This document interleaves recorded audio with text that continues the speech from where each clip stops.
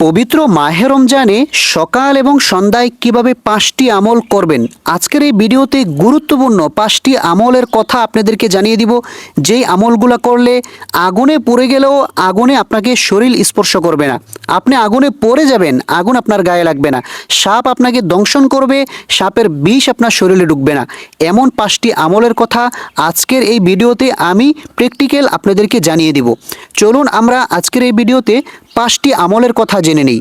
প্রথম নাম্বার যে আমলটি করবেন সেটি হচ্ছে আয়াতুল কুরসি পাঠ করবেন। আল্লাহর হাবিব সাল্লাল্লাহু আলাইহি ওয়াসাল্লাম বলেন, যদি কোনো ব্যক্তি 5 ওয়াক্ত নামাজের পর আয়াতুল কুরসি পড়ে তাহলে মৃত্যু হওয়ার পরপরই তাকে জান্নাতে দিবে। সুবহানাল্লাহ।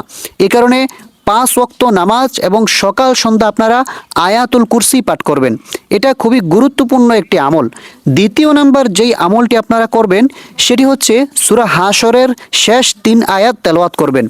সূরা হাশরের শেষ 3 আয়াত যদি কোনো ব্যক্তি তেলাওয়াত করে পাঠ করে সকাল এবং সন্ধ্যায়, তাহলে আল্লাহ পাক রব্বুল আলামিন 70,000 ফেরেশতা তার জন্য নিযুক্ত করেছেন, যেই ফেরেশতারা রহমত, মাগফিরাত, নাজাতের দোয়া করতে থাকেন।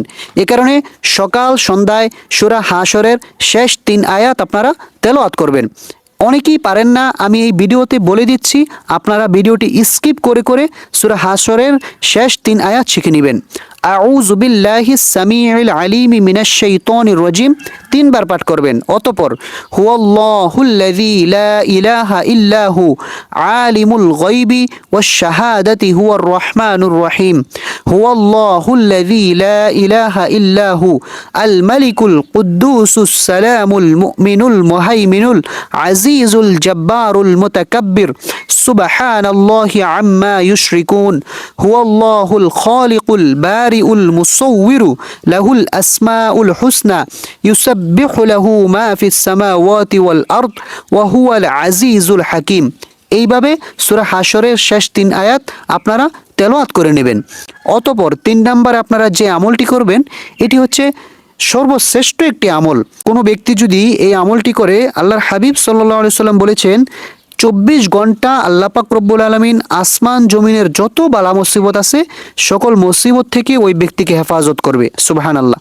এ কারণে এই আমলটি অবশ্যই আপনারা সকালে 3 বার, সন্ধ্যায় 3 বার করবেন।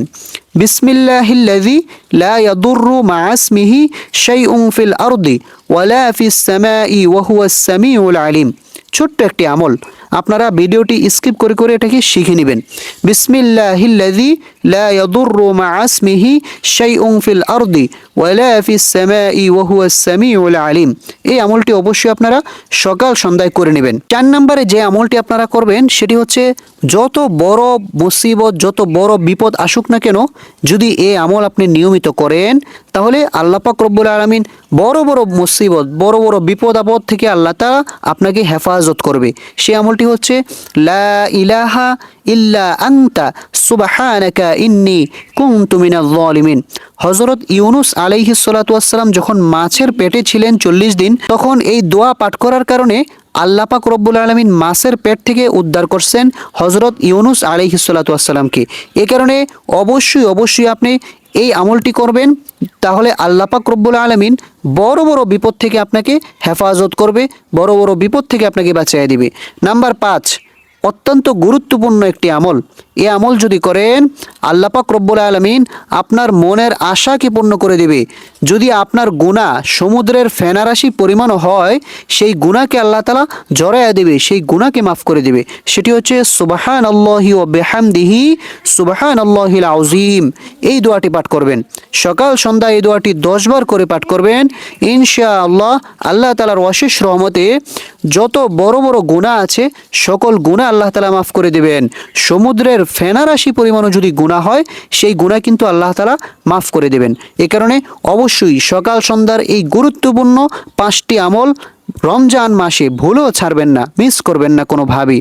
আজকের এই ভিডিওটি এ পর্যন্তই। যদি ভালো লেগে থাকে অবশ্যই চ্যানেলটি সাবস্ক্রাইব করবেন, ভিডিওতে একটি লাইক দিবেন এবং কমেন্টে আপনার মন্তব্য জানিয়ে দিবেন, মতামত জানিয়ে দিবেন। ততক্ষণ সবাই সুস্থ থাকুন, ভালো থাকুন। আসসালামু আলাইকুম ওয়া রাহমাতুল্লাহি ওয়া বারাকাতুহু।